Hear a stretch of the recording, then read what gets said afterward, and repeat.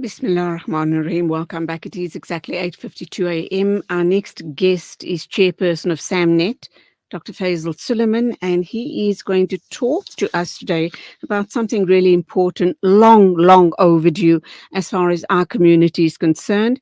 He is inviting graduates, or rather SAMNET is inviting graduates and NGOs to partner with SAMNET to develop a national network of Muslim graduate professionals. Like I said, long overdue, because this is happening not only with other um, faith-based groups and other groups in South Africa, but this happens all around the world. And that's how they are able to further develop graduates and take them to the next level and create this amazing networking platform, which our graduates and young professionals and also older professionals can tap into, inshallah. But the one question I do need to ask you, Dr. Faisal Suleiman, I do know that you are, I think, a GP. I know you have a pretty busy practice, and yet you are so involved in community upliftment. Do you still have time to practice? Yeah, Bismillah ar-Rahman ar-Rahim. Assalamu alaikum wa rahmatullahi wa barakatuh, Julie. Thank you so much. Yeah, I'm practicing. One day I'll get it right. I think still practicing. But yeah, one has to put food on the table. And Yep. a lot of what you do, whether it's SAMNET, the IMA, or anything else, is voluntary. But as Muslims, we know we strive for a higher purpose. So I'm long-term investing, extra long-term investing with my time. But inshallah, Allah accept it, and all of us are a means, as Allah has said, to work through. Whether you're a doctor, whether you're a plumber, everybody has certain passions and skills. Radio presenters have such an important. I mean, what we're talking about now would never get off the ground unless the media give it publicity. The media put it out there. The public get to know about it. So, alhamdulillah, you guys have an extremely important job, and yeah, we all try to do our bit. Alhamdulillah. And I know you've been active for a very long time. I also know that you have an extremely hardworking wife as well. Yasira is her name, am I right? Yes. Right. And I know she too is very active. She herself is a professional, but she's on the go all of the time. May Allah subhanahu wa ta'ala continue, using you guys as inspiration for the rest of the community, and also accept all of your efforts, inshallah. So I let's mean, get to the heart of the matter, and may you guys continue making such a very meaningful difference. inshallah, I'm into your duas. So let's talk about the matter at hand, and that, of course, is our young professionals and creating a space for young professionals and NGOs to be able to network. And where else can this type of a network take us to as a community? Yes, thanks. So it's been on my mind for a while, and OCAF as well. Ironically, once we set this together, Zainul Kaji from OCAF has contributed and said, this has been on my mind for a while, and I've looked at it, and I said, well, inshallah, we're going to work together. In fact, we have our first meeting, a Zoom meeting this evening between OCAF and SAMNET, and as we've said in that first statement, this is only a project that can be done with the collaboration of other organizations. So basically, just to give you an idea, Julie, the idea was what we've said is a alumni network, a Muslim professional network. But I mean, at the moment we've said professional, it doesn't mean we can't extend it to businesses. We can't extend it. For example, your Hafiz, your Alima, your Apa, Hafiza. People have studied for years to become a Hafiz or a Hafiza. You may not have formal certificate saying you qualified from this tertiary institution, but you're a professional. You're a professional person who has, learned the entire Quran, and it's no mean feat. So the possibilities to extend this, when one all starts small, you start focused, and then from there we can look at it. But so basically, we've said. Let me give you some example on some of the questions we're asking on our Google form. So Julie, we give our data. Facebook, Meta, Google, Instagram, TikTok, all know everything about us. YouTube, what we watch, what we say, your comments, what you like, all of these things, your tracking data, your movements, absolutely everything they know about us. But we don't know about ourselves. I mean, so what we've said is let's develop a network with the collaboration of other organizations, and from there the possibilities are endless. Look, for a start, I know, having come from a small town myself, how small towns, you go to university, more often than not go back, you move to another town. So we're asking, where were you born? Where did you study? All your undergraduate, postgraduate, etc. Where are you working now? Have you left the profession? So are you a qualified lawyer, but you're now, running a big corporate, or you're a doctor who now has gone into another business or whatever, engineer, etc. So one is to see what we have in our community, how have migration patterns changed. We've also asking how you funded, because a lot of us don't know what have happened to our bursary students. Over the past 30 years, Muslim organizations, your SANZEFs, etc., have funded, OCAF, have funded so many bursary students. Where are those students? What is the level of involvement coming back into the community? So all of this data will help us, for example, to see what we have in the community. Do we have too many doctors? Do we have too many attorneys? Should SANZEF and SAMNET, as you know, we prioritize journalism, media studies, political science. And as we've clearly seen over the past few years, how important it is to have journalists in mainstream, our politicians, analysts who can come on from and give a different perspective to the sort of usual stuff, that's trumped out on mainstream media. And today, if you're good, the international platform is your stage. You're not confined to your town or your city or your country.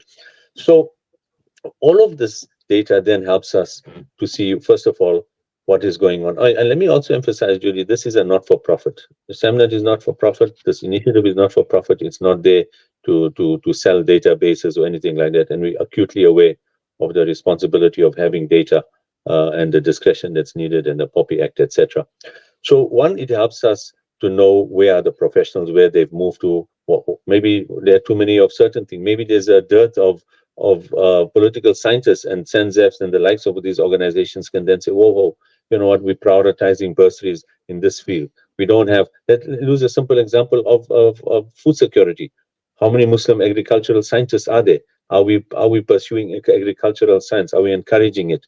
Right. So that's the data that can help, the data that allows us to see where the community is, and with people much cleverer than myself, IT specialists, people who can look at future trends, analyzing, can then come out with statements, to the community and say, this is what we're seeing. These are the careers that are earning. These are the careers where people have got a 4-year degree in BCom and can't get a job, etc., etc. Then comes on to the next thing you spoke about. With this allowing a network, the simple example would be LinkedIn. How people use LinkedIn to look for job opportunities, to advertise, to put out their CVs, etc. So you could have something along those lines. And you spoke about mentorship. We know of many Zionist organizations who draw people into business, so that, Absolutely. who draw people in to their organizations, whether you call it And let me just, Rotary Club. Yeah, sorry, Faisal, let carry on. me just come in. Let me just come in here, and that is exactly what I was alluding to earlier on when I said other faith-based organizations and other organizations, not only in South Africa but all around the world, have these type of organizations, and they are truly allowing their young professionals to get to the next level. And that is where we don't need to reinvent the wheel. We just need to replicate what's happening around the world and get our community to the next level. And this is so, so critical. My next question also is, how are you going to disseminate all of this information so that the community knows where we're at as a collective, so to speak, where are our shortfalls? And you also indicated perhaps too many doctors or too many lawyers concentrated in one particular area, and that is why there's an issue of jobs or the scarcity of jobs in those areas. So how is all of this going to get disseminated? So, Julie, as you know, we've just launched this on the past Friday on Juma. So it's virtually just about a week old. The idea at the moment is to get what we're doing now. get word out to the community via important institutions like Salam Media and print media, etc. We put it out on WhatsApp groups, etc. And we're hoping people who are listening now will, get the form, fill it in, and spread it out. We've already had, without going to name, some very senior Muslim people, CEOs, etc., come back and say to us, "I'm interested. I filled in the form, and when you've made progress, let me know." So Alhamdulillah for that. Um, so the whole idea now is to invite collaboration at an individual level. One of the things we're asking in our forms is, where would you like to get involved at managing this, or getting involved in organizing this? And inshallah, once we develop the network and form a proper a board, and like I said, we may have initiated it, but it's not unique to us. OCAF have had these ideas. We want professionals, IT specialists. We want corporate governance specialists to come on board. People who who are experts in internet security of data, etc. And once we have this, and people can feel comfortable that this is not some rag, 2 people or 5 people at SAMNET doing this, and it really has a gravitas, then inshallah, word will go around. Other organizations will bring in their professionals, and then once we've established it, then we can start putting the data together, inviting the time of, when you're forming a board, you need different skills on this. And with it, inshallah, we're hoping to then get some funding, not for us, but for the management of the internet security, for the management of the data, etc. And once we have this, then the same way SAMNET puts out a statement or an analysis, then the Muslim Alumni Board or the Muslim Alumni Network will then start to issue a statement, and the Alumni Network, will inshallah represent a broad spectrum of young professionals. But it's like I said, we're not limiting it. We started with a focus group of professionals, but inshallah, we depending on the buy-in and the interest shown from our community, it naturally should expand. And then we will release those statements and do the interviews and do everything else that is needed. But right now, it's at a formative stage. What we need is buy-in. We need people to join. We need people to say, right, I'm volunteering my skills. I'm a specialist in data analysis, or my passion is future trends. I want to see what's happening overseas, what's happening in our country, and start to do a Zoom meeting on future trends, business opportunities, etc. But right now, we need people like you. We need people who are listening to say, Alhamdulillah, I want to get involved, or my sons, and finally, I want him to get involved. I'm going to send it to him, fill in the form, send it to your friend, colleague, who's a professional. Let him get on with it. This is my final question. This is a huge opportunity for Muslim professionals, young and old, to connect, to network, also to take them to the next level. It will allow people to get, which is crucial in this day and age, to have mentors, to have coaches, because without that, this is really we're living in a very competitive environment.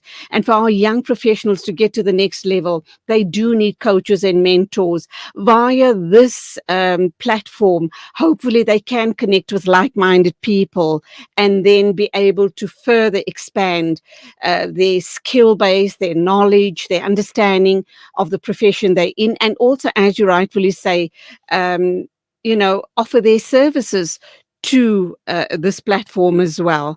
What sort of responses have you received up to now? Alhamdulillah, we've had quite a few people who've completed the form. Like I said, some very senior people within the Muslim community in business, and I want to give some names out, but who have come back and said, excellent, we'd like to get involved. When you've got structure, when you have a platform, let me know. And I understand these are extremely busy people. Some of them, are overseas all the time, but they want to get on board. They want to come on board when we have a bit of structure, and we know it too. This is at the moment we're planting the seeds in the community for the initiative. We've already had, like I said, OCAF not come on board. They've had the similar ideas as well. So Alhamdulillah, it just you've already said it, and we said in our statement. There's already the brains. As Muslims, we know This world is not our final goal. We need to serve. We need to give up some time.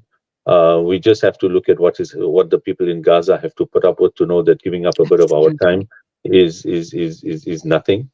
Um, and ultimately, our aim is the preservation of our religion, our livelihoods, and to help not just Muslims. The whole idea here is not only to help Muslims; it is to empower Muslims to help our country and humanity. Inshallah, and that's where we leave it. Undoubtedly an amazing initiative. I look forward to the takeoff of this in a very, very big way. And of course, we'll have future conversations around this. Thank you indeed. May Allah accept all your efforts. Until the next time, Salaam alaikum to you. So, anybody wants to know some information, it's on the SAMNET website. You can get hold of us, or perhaps via Salam Media, they can send you that statement. Thank you. Assalamu alaikum wa rahmatullahi wa barakatuh. Walaikum salam. 8 after 9 o'clock. We're into the second hour of our show, and I'd like to just remind one and all that this hour of news and views is sponsored by Africa Muslims Agency. Africa Muslims Agency, a beacon of hope to communities for over 35 years in Africa and beyond.